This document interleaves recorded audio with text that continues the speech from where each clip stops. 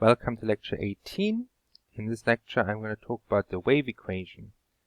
The wave equation essentially is the underlying reason why sine waves that we learned to describe in the last lecture are physically allowed. So we're going to see that, how the laws of physics allow for sine waves and so on to exist. We're going to look exclusively at the string. The derivation for a similar equation for other cases will work essentially in a similar way, although the physics is different. For example, if you wanted to derive the possibility of electromagnetic wave, such as light, you need to start with Maxwell's equations of electromagnetism, perform some appropriate algebraic manipulations, and you end up with an equation that's similar to the equation we're going to get here. So every situation, every type of wave has its own wave equation that's somewhat differently derived, but the result looks very similar in all cases. And so let's work our way towards making sense of that. So what I imagine I have is a string, and it starts here, ends here, and the string has a certain length L and a total mass M, right? So it doesn't matter what the values are. M is the mass of the string, L is the length of the string. I'm going to find my x coordinate, just be along the string, and then I use my y coordinate, y, to be the displacement of the string. Let y denote the vertical displacement.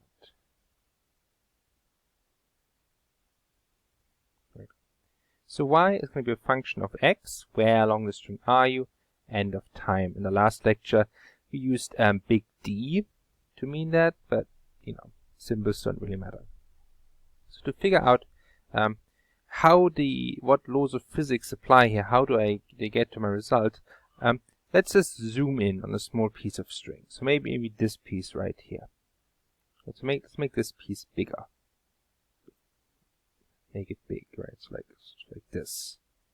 And we're zooming in on this small piece of string here.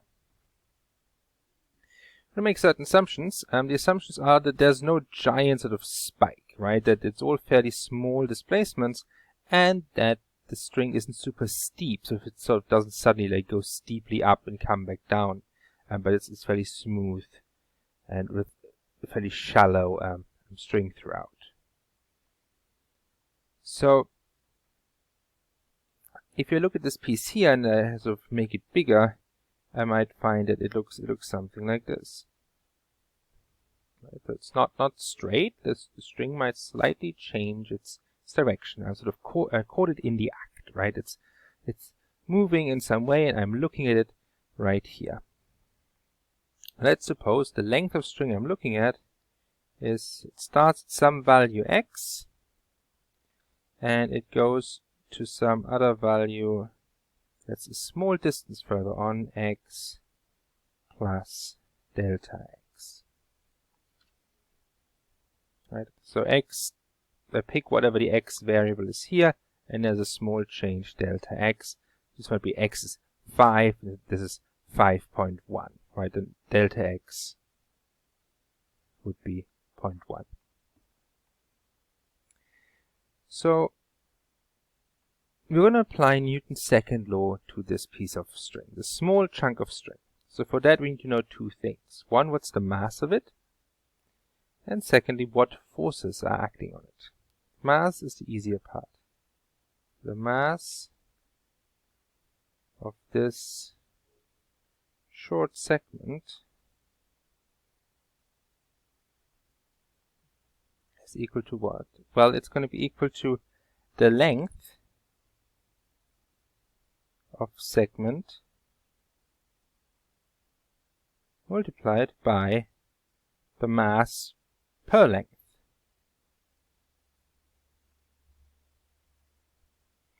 Right, so if the segment is 2 centimeters long and the mass per length is 50 grams per meter, well, then I can figure out 50 grams per meter then would be the segment is 2 centimeters, it will just turn out to be 1 gram, right? If the mass per length was, let's say, 0.6 gram per centimeter, and I've got 3 centimeters, I have 3 times 0.6 would be the total mass of the segment of string. This thing here we call the linear mass density. Linear because it's per length. Give it a symbol mu, and of course if I know m and l, it's just the total mass over L. Length of our segment is of course delta x, so the mass of our small piece of string is going to be mu times delta x. Okay, so that's going to feature as part of Newton's second law, the MA part.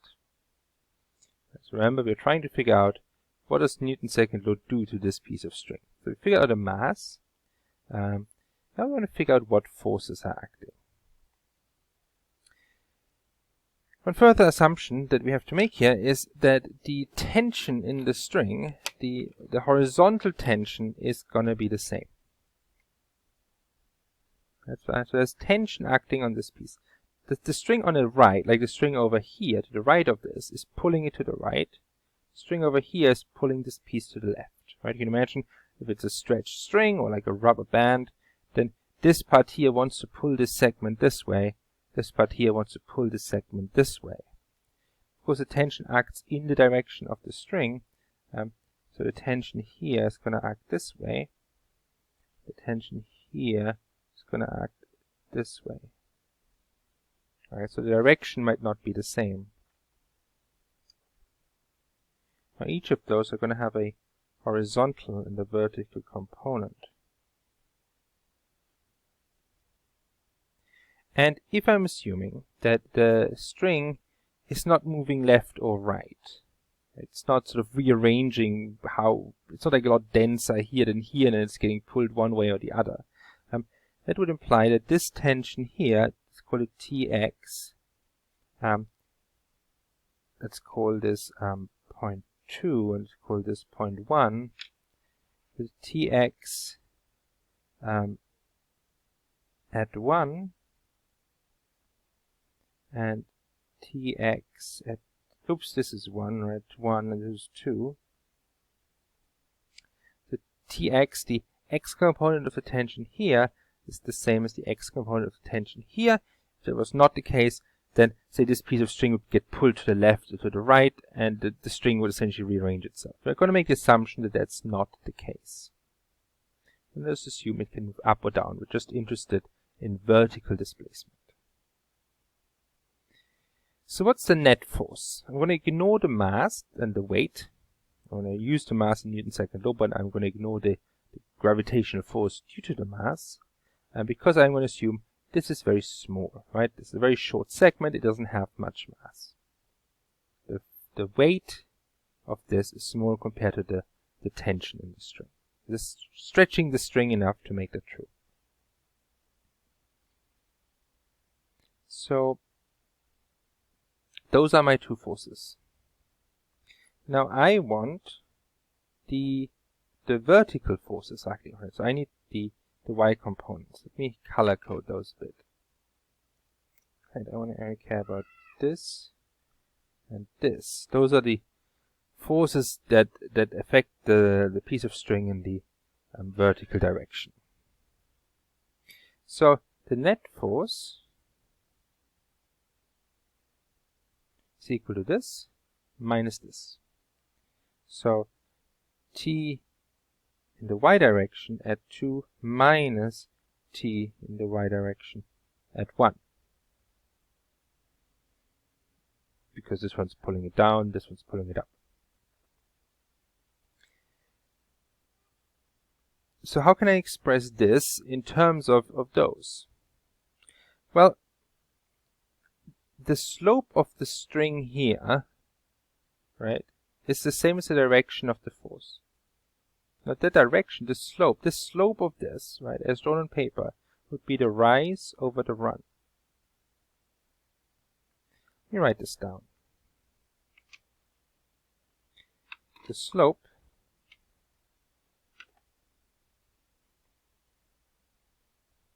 So I'm going to say but, in the sense of, here's a new fact that's going to be useful. The slope of the string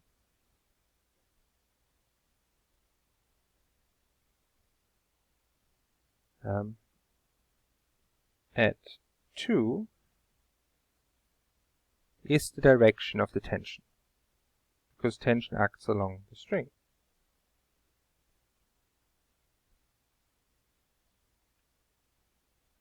But I can find the slope by taking the rise over the run. So this is ty2 over tx2. Right, so I'm finding the slope of the string here. That's the same as the slope of this line here that represents the force, and that's given by the slope rise over run.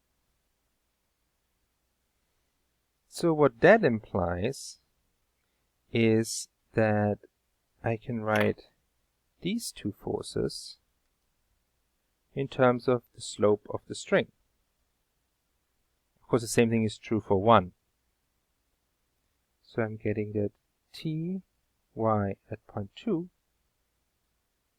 is equal to tx at point 2 times the slope at point 2. Right, so just rearranging the fact that the slope of the string at 2 can be expressed as the rise over the run of this force vector. That allows me to connect those components using the slope of the string here, and of course the same is true at point 1. ty1 is equal to tx, the x component at point 1, times the slope at that point. Slope at 1. Okay. Now, if you're not sure where this is going, that's okay, right? Hopefully each single statement that I'm making does make sense to you. So let's recap quickly. Tension pulling one way, tension pulling another way. I'm going to assuming the sideways forces are the same. I care about the up-down motion, so I'm trying to apply Newton's second law to this piece of string. I found a mass.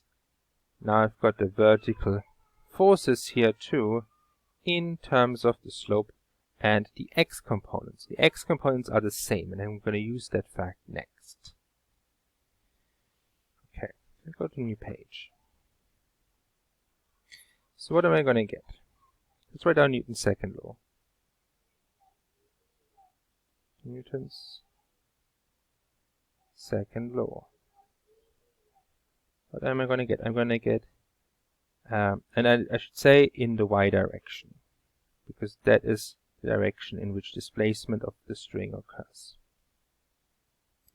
So what am I going to get? I'm going to get m_a_y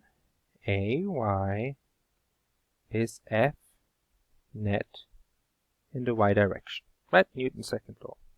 I know what the mass is of my piece of string. We figured that out right here. So write this as mu times delta x.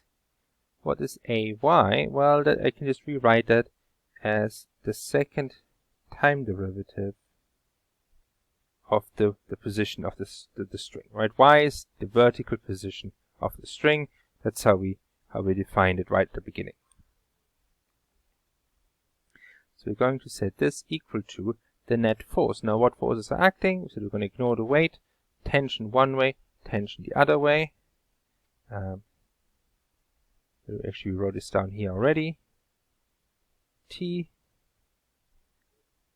and y component of tension at point 2 minus the y component of tension at point 1. Right? So how much is this pulling up minus how much is this pulling down on the string? This small piece of string. Now I'm going to rewrite those using these expressions here.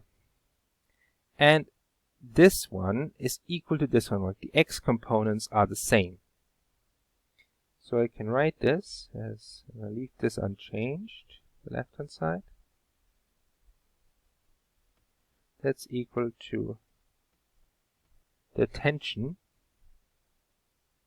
say the tension in the x direction. But really it's just the tension, right? Now the assumption we've made all along the way is that the string is not very steep. This is drawn way steeper than it ever is, right? We sort of zoomed in and kind of extended, stretched it vertically to be able to see the shape of the string better. But the x component is really just the same as the tension because this angle is small. So I'm just going to write t here. T, what's this, times the slope of the string at 2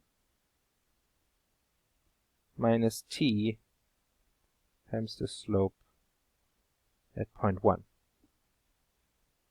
Right? All the angles are small.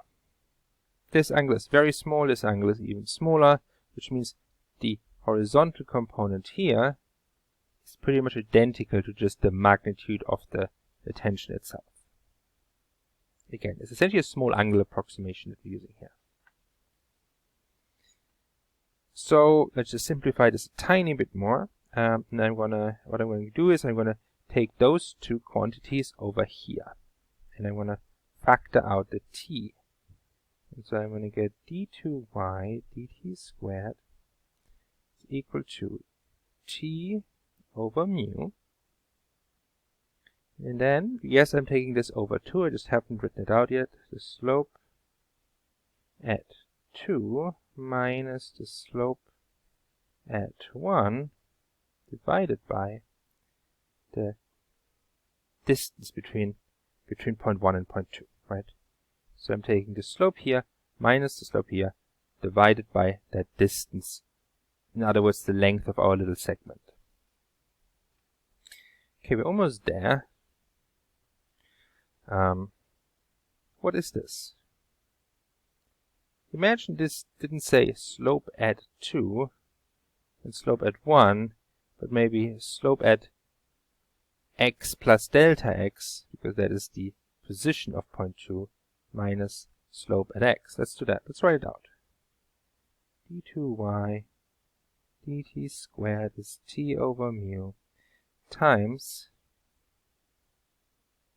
slope at the point x plus delta x minus the slope at x divided by delta x.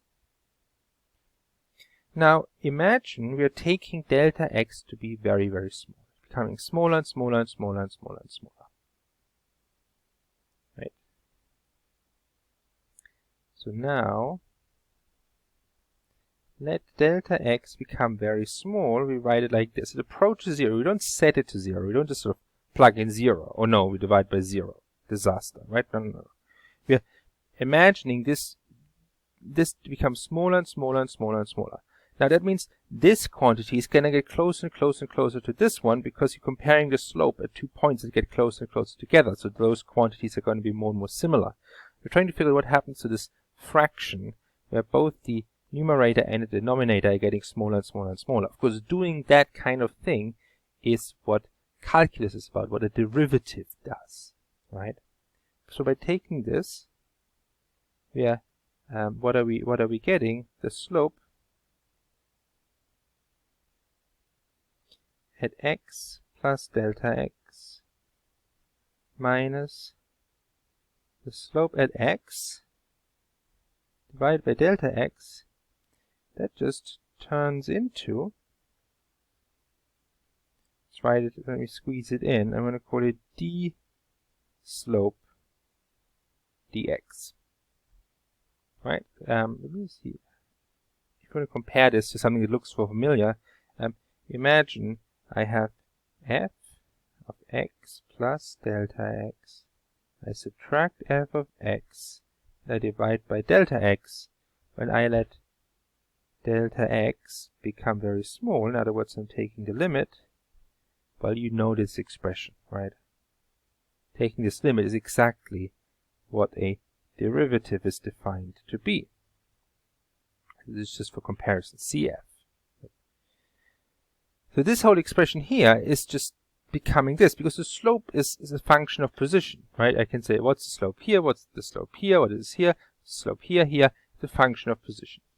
And probably time as well. Okay, so let's put those pieces together. I'm going to get d2y dt squared is equal to this t over mu, those are just constants, they don't change, times d slope dx. Okay, what's the slope? Well, the slope is literally how steep is my string. How steep is my string is by how much does the displacement of the string change, the vertical displacement, per distance going sideways, right? So the rise over run of my string. In other words, dy by dx. Right? So slope is equal to dy by dx. Make sure you understand this. How steep the string is, literally, how steep is the string here? Well, that is by how much does the displacement of the string vertically change per distance moved sideways. So it's the slope, literally the slope, dy dx. Okay, so we can plug this in. This means we're taking the x derivative, the derivative with respect to x of something that's already a derivative, so we're going to get the second derivative. Let me write this down and write it on a new page because this is important. So we are going to end up with the expression, the equation d2y dt squared is t over mu times d2y dx squared. So for the second derivative of displacement with respect to time equal to some constant t over mu times a second derivative of the displacement but with respect to position. So time, position, they're two different derivatives. Now if I'd been more careful, what I should have written is not normal d's here. I should have written it with sort of curly d's. Because y is a function of both x and t. It has more than one, depends on more than one variable. So the technically correct way of writing it is this. And it just looks funny. Now if you've seen partial derivatives, you of course know what those are. They are partial derivatives. But really all this notation means with those curly d's is when I take the derivative of y with respect to t, I'm gonna do it at the same x position. I'm not changing my x position. I treat x as if it were a constant. When I take my derivative with respect to x, I treat time as if it were a constant. Right? But technically, because y is a function of both x and time, position and time, right? The height of my string, the displacement y, depends on am I here, am I here, am I here? It's x, and am I looking now, or now, or now, right? It's moving. Alright. This is what we call the wave equation for a piece of string.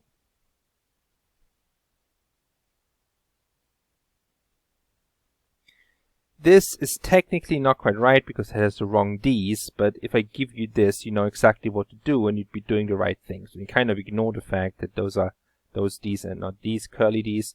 Of course,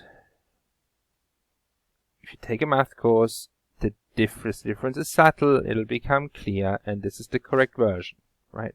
So dear mathematicians watching this, please don't have me crucified.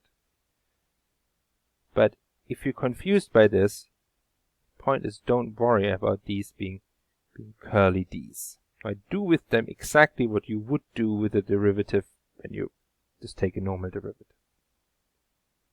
Okay. Now, if you have other types of media, right? So not a string, but light, or you have maybe ocean waves or sound waves, right? You're going to get an equation.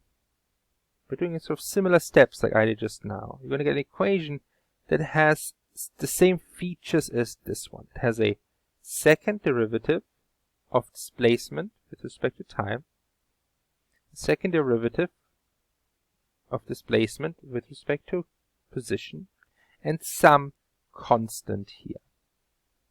Not tension. Tension makes sense in the case of a string.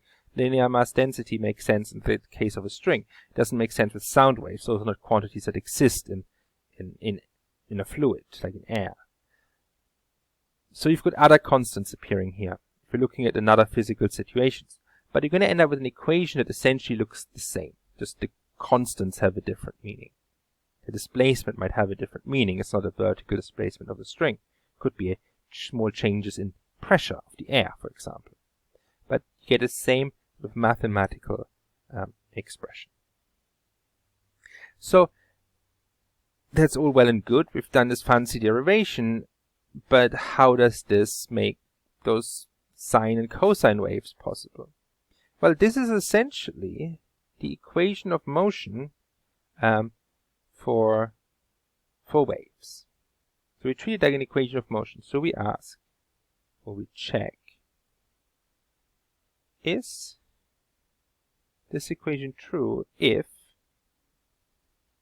I get the expression for a wave? Remember that was kx minus omega t, a sine kx minus omega t. Right? Check, does this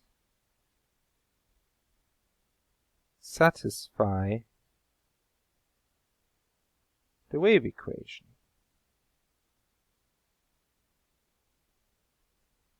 What does satisfy mean?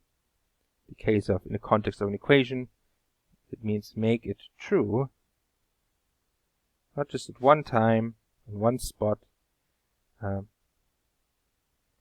everywhere and every when. So for all values of x and t. Right, so does this equation make this one true for all values of x and t, at all positions, at all times? Let's check. So how am I going to check? I'm going to take the second derivative of this function with respect to t, and take the second derivative of this function with respect to x. I'm going to plug them in, and I want to see, does this equation, is it an equation that's true? Let's have a look. So we need d2y dt squared. Okay. Well, that's d dy of the first derivative. The first derivative is a, there's a minus omega that comes out. And I get cosine kx minus omega t. Right, so that I'm treating x as if it were just a constant. Yes, it's a variable, but it doesn't affect my derivative in any way.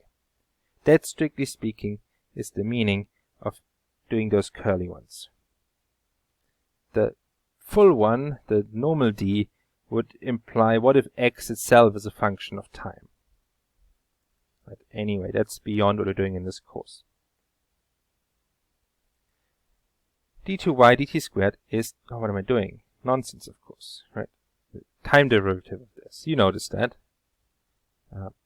So let's take the next derivative. I'm going to get a, this is the only t, so I'm going to take a minus omega comes out, but cosine goes to minus sine. There's already a minus there.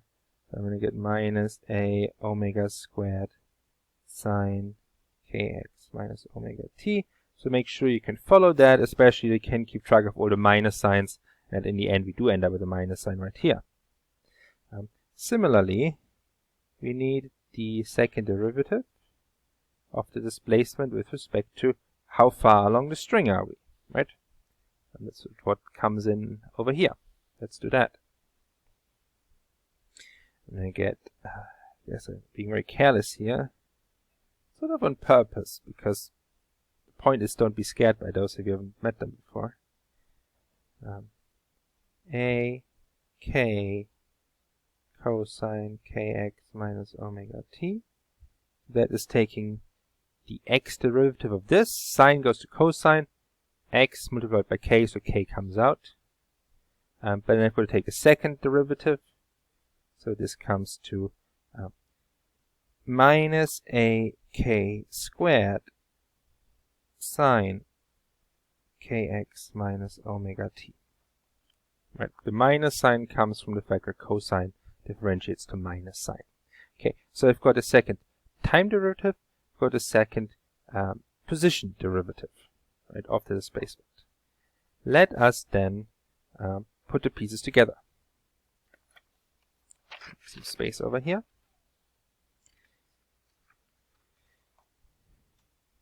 So, the wave equation says, what does it say? Let's double check. It says this, right? So I'm going to plug in the expression I have for this and the expression I have for this. That's what I just did down here.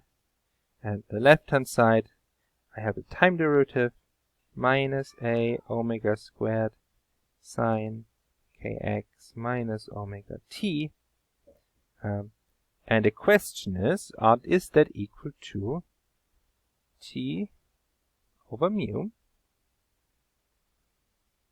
times minus a the minus comes from here, right? Minus a. Let's close those parentheses anywhere I want. K squared sine kx minus omega t. Again, if this is confusing to you, pause the video. Make sure you can follow that step in the algebra. I've just plugged in what I just derived into the wave equation. Is this side equal to this side? Well, let's figure it out. So sine kx minus omega t, sine kx minus omega t. So those are not going to make this true or false. Those are just the same. Minus a minus a. So I'm left with omega squared needs to be equal to t over mu times k squared. The answer is yes, if omega squared equals t over mu times k squared. Okay. We can just leave it like that. So what's the upshot? The upshot is I can have waves, right? These were sine waves, moving sine waves. We talked about that. The amplitude can be whatever it wants to be, because the amplitude cancels out in the wave equation. But k and omega can't be whatever you want them to be. There's no single value that they have to be, but their ratio, right, has to be equal to t over mu.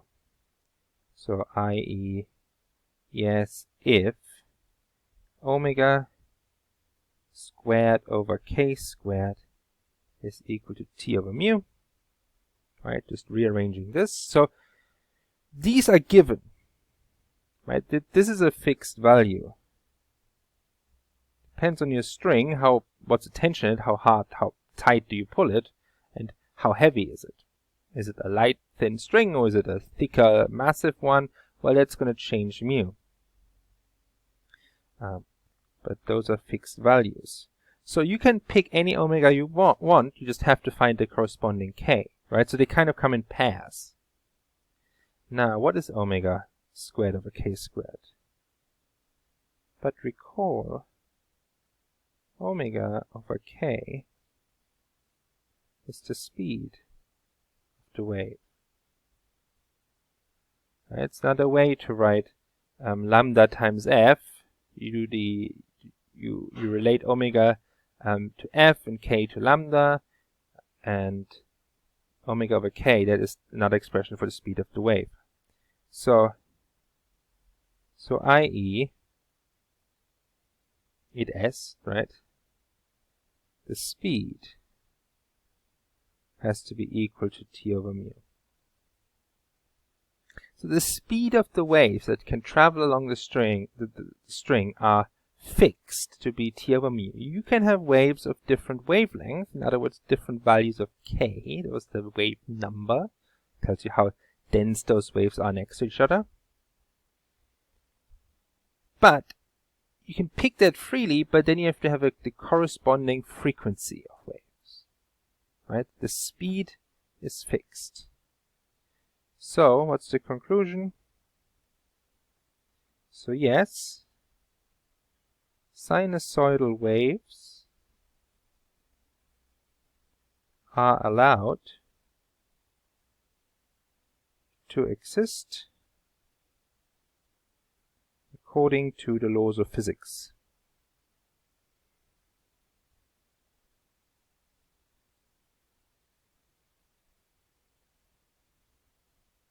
Right? What do we mean by laws of physics? Well, the wave equation, but remember, the wave equation was really just derived straight from Newton's second law and a couple of approximations.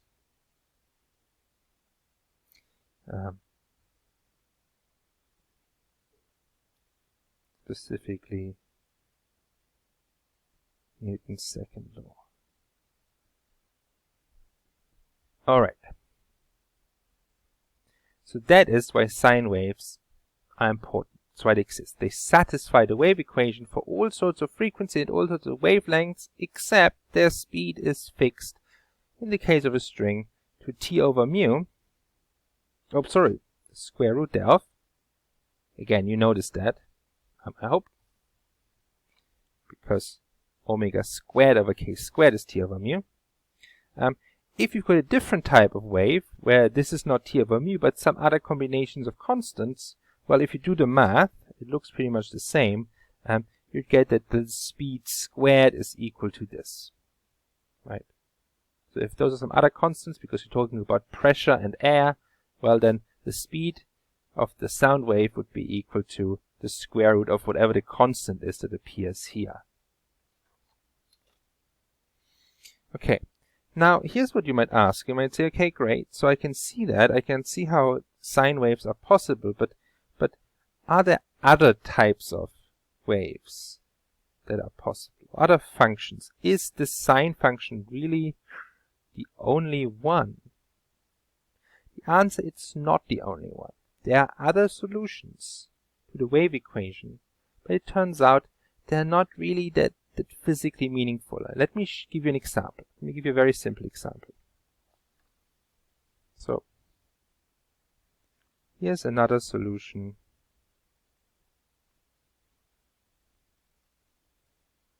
to the wave equation.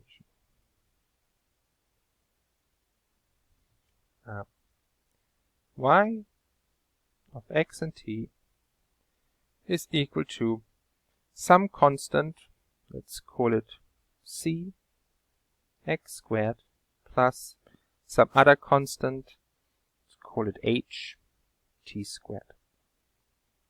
Just some constant, 5, 3, doesn't matter. Doesn't matter what those are. It's a very different function. There's no sine nor cosine in this. It doesn't really look like a wave, but does it satisfy the wave equation? Well, let's check. I need a second derivative of this function with respect to x. That's easy. You can just check. That's going to be 2c. X squared goes to 2x, and the second derivative makes it just 2. And it multiplies the c. Y, of course. d2y dt squared just comes to 2h. Alright, take the first derivative. This is just a constant in time. Take the first derivative, 2ht, second derivative, 2h. So, then the wave equation becomes 2c is equal, that's the question, right? Is it equal to t over mu times 2h?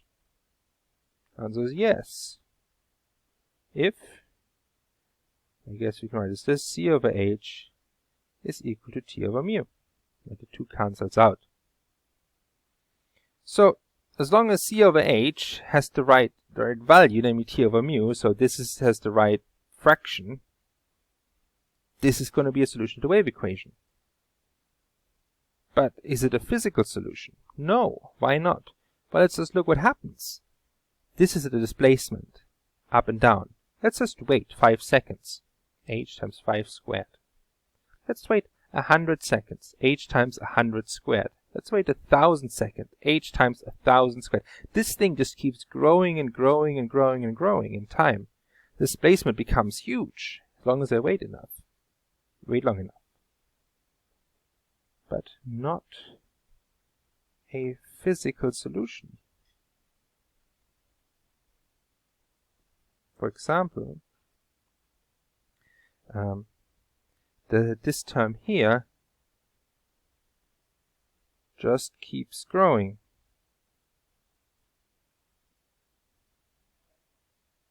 What would that imply? Well, it would imply that our initial piece of string, right, the one we started with, doesn't stay here, it becomes huge. That makes those assumptions that we made invalid, right? We assumed the vertical displacement remains small. So this invalidates the assumptions.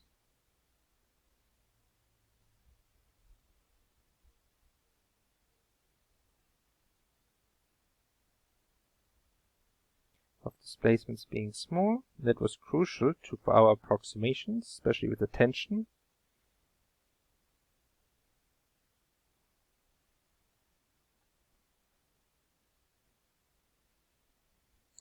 And so therefore the wave equation doesn't exactly hold anymore if those become too big.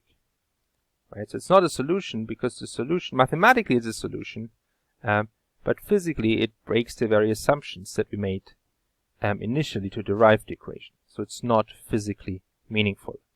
Of course, there are other issues with that too. For example, if you just keep going, making the x big enough, you just keep going to the right, the string just keeps having bigger and bigger and bigger displacement the further to the right you go.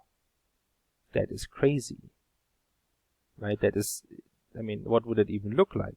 It would look like something like, if the string is touched here, it would just end up like going a little more and more like this. It will never be able to touch another point on the other side. So if that were part of our assumption, that the string is to touch over here, well, that's not possible with this function. So there's more than one reason why this is not physically a meaningful solution to the equation. Okay, so how is it then that we can have functions that are not sine functions? Right, so let's just quickly state that conundrum. But we can have other waves. For example, we can have a little sort of pulse like this, right? It's moving to the right. That's not a sine function. Or maybe you can, you take the string and you wiggle it up and down. You will end up with something like this. And then it stops. But this part keeps going. You can send messages to your friend at the other end of the string.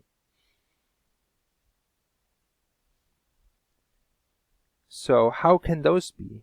Well, here's the point. So let's say the insight.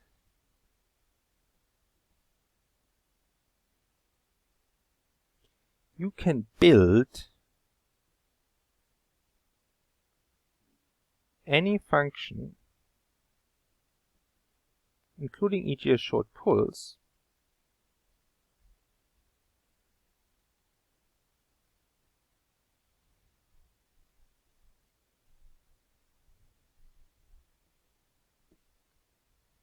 as a sum